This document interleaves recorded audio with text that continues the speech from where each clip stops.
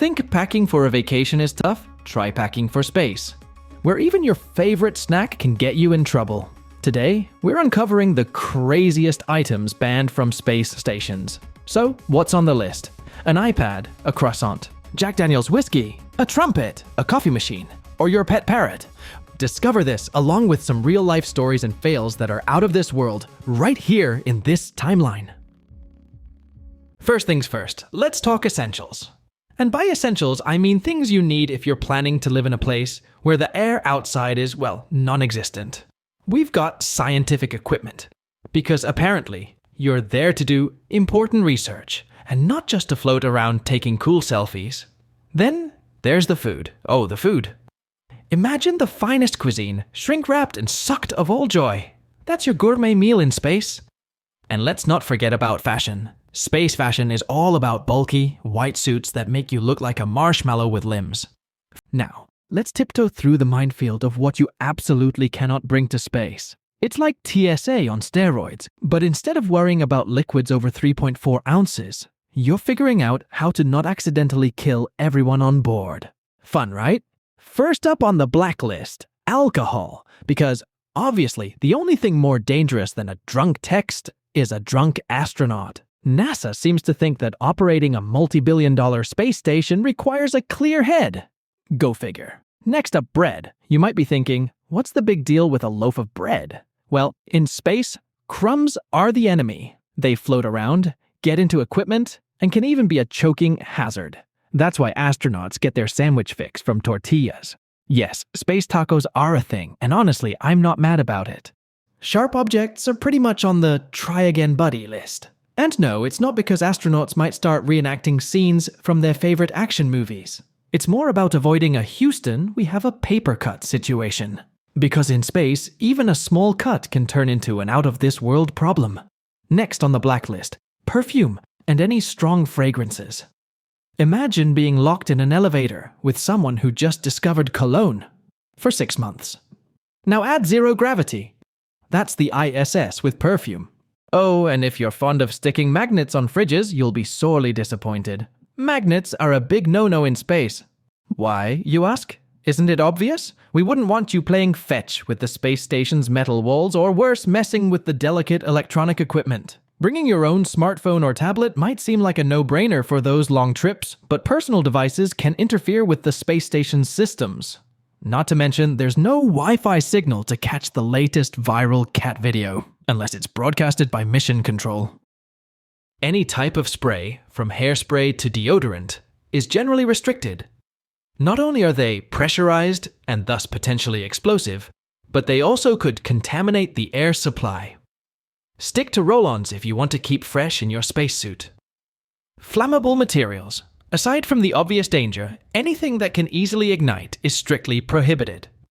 This isn't just limited to obvious things like lighters or matches, but also to certain fabrics and materials that could pose a fire risk. Powdery substances like talcum powder or your favorite makeup also get a thumbs down, because floating clouds of powder in a spacecraft isn't as magical as it sounds. It's less fairy dust and more air filtration nightmare. Plus, trying to apply makeup in zero gravity? Good luck with that. And, in case you were wondering, no pets allowed. No space dogs, no zero-gravity goldfish, and definitely no cats plotting to take over the spacecraft. It's not just about the logistical nightmare of a zero-gravity litter box. It's about keeping both humans and animals safe and sane. Lastly, your personal plant buddy has to stay on Earth. Sure, talking to plants is great for your mental health, but in space, they're just another mouth to water. Spacecraft are not greenhouses, and astronauts have enough to do without playing space gardener. So, while you might miss your booze, your fresh-baked bread, and your blue cheese, remember, space is all about safety, efficiency, and not making your fellow astronauts wish they could open a window. Stick around, because next, we're diving into the personal items you can bring to space. After crushing your dreams of space margaritas and floating bread feasts, let's talk about what personal items NASA hasn't slapped a big, red, no sticker on.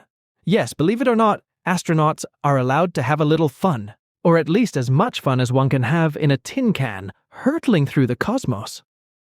First, on the yes please list, photographs.